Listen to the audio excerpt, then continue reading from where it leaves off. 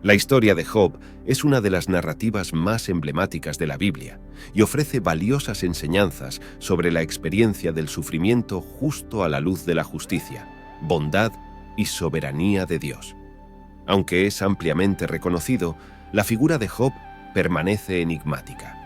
Job era un hombre de gran riqueza que vivía en la región de Uz, aunque la ubicación exacta de esta ciudad es incierta.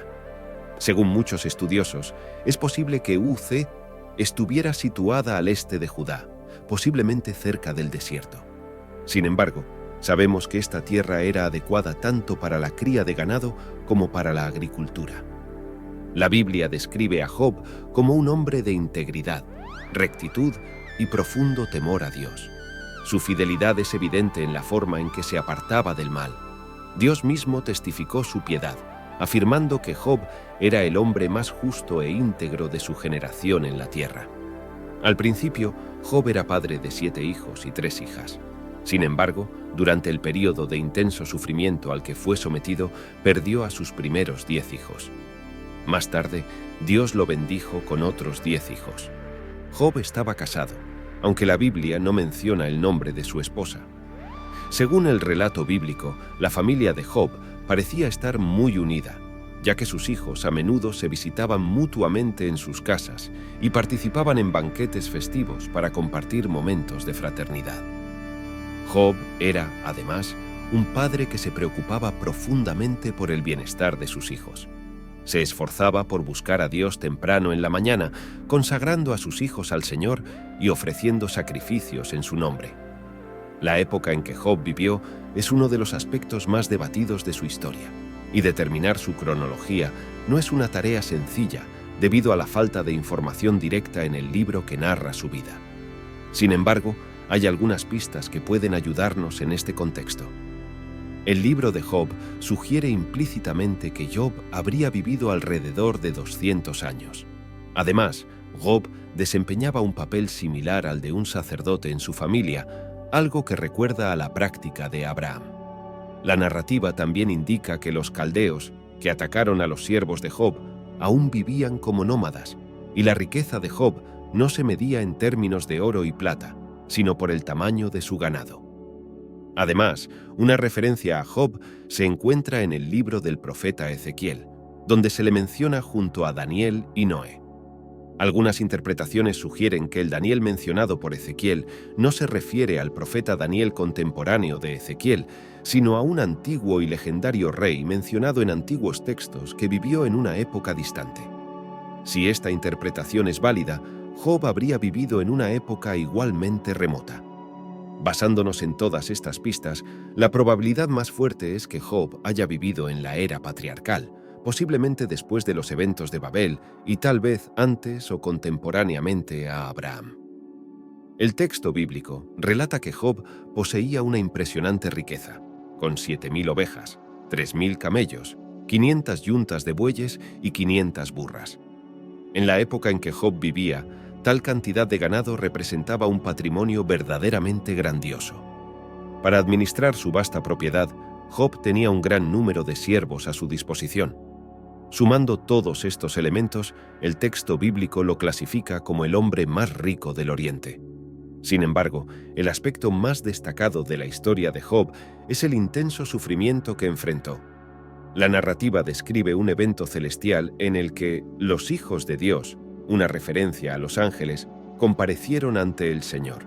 Entre ellos también estaba Satanás, que había recorrido la tierra.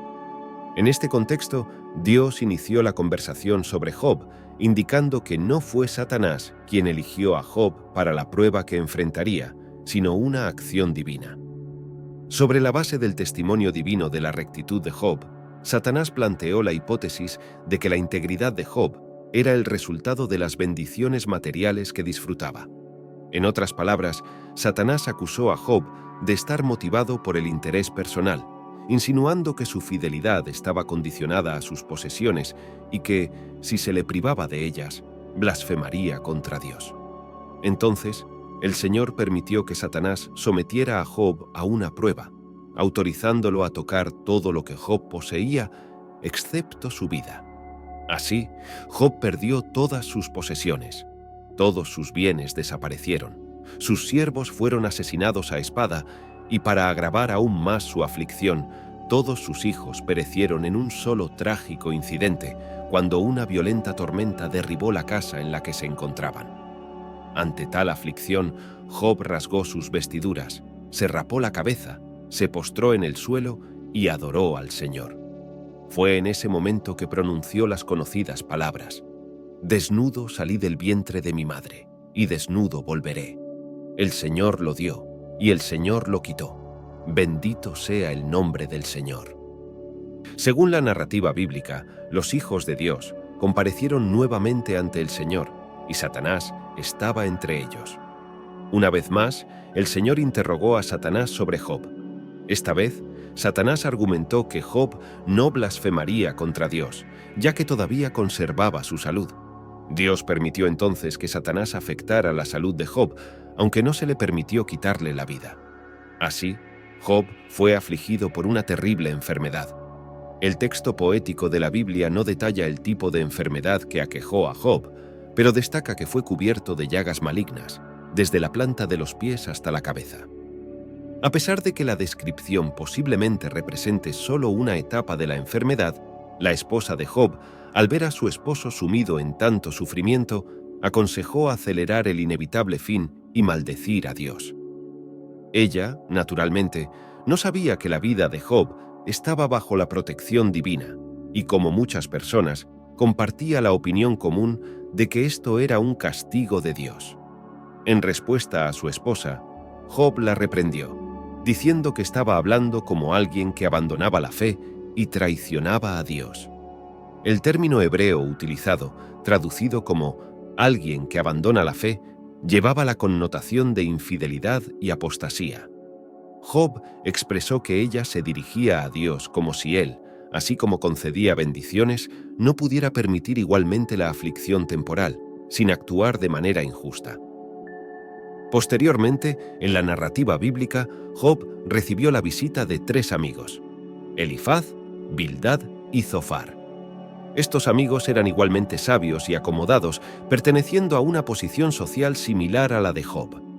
La intención de los 3 era consolarlo ante su angustiosa situación. La condición de Job estaba tan deteriorada que al principio sus amigos no lo reconocieron a distancia, pero al darse cuenta de que era Job, se acercaron y compartieron su pesar. Rasgaron sus ropas y echaron polvo sobre sus cabezas en señal de luto.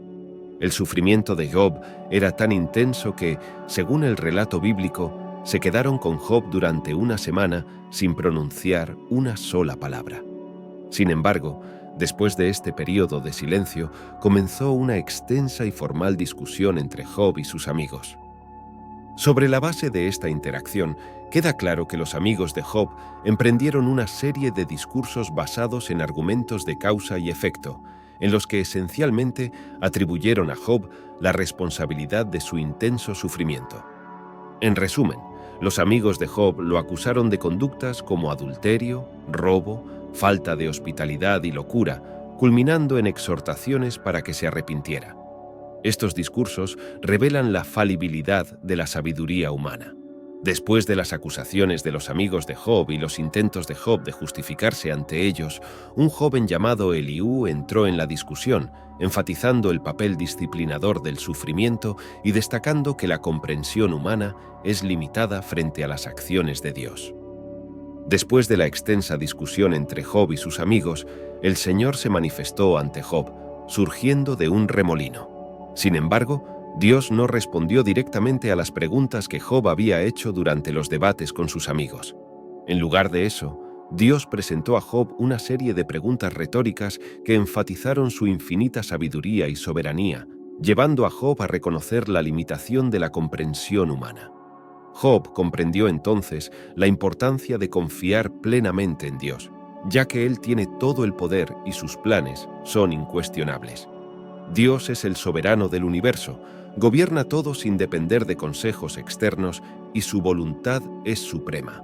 Además, Dios reprendió a los 3 amigos de Job, señalando que actuaron insensatamente y que sus palabras durante el debate con Job estaban equivocadas. Posteriormente, el Señor ordenó que los amigos de Job se acercaran a él y ofrecieran un holocausto, prometiendo que, a través de las oraciones de Job, no serían castigados por la insensatez que habían demostrado. La historia de Job en la Biblia llega a su fin con el Señor restaurando la suerte de Job, otorgándole el doble de todas sus posesiones anteriores. Además, Dios bendijo a Job con otros 10 hijos, 7 varones y 3 mujeres. Las hijas de Job se llamaron Jemima, Kesia y Keren Hapuk, y se consideraban las mujeres más hermosas de todo el Oriente. Después de todos los eventos que ocurrieron, Job vivió hasta los 140 años de edad y vio hasta la 4ª generación de su descendencia. La historia de Job ha perdurado a lo largo de los siglos, y en el Nuevo Testamento, el apóstol Santiago, en su epístola, se refirió a Job como un modelo de paciencia al soportar las adversidades que enfrentó. Así, concluimos el relato disponible sobre la vida de Job según las Escrituras Sagradas.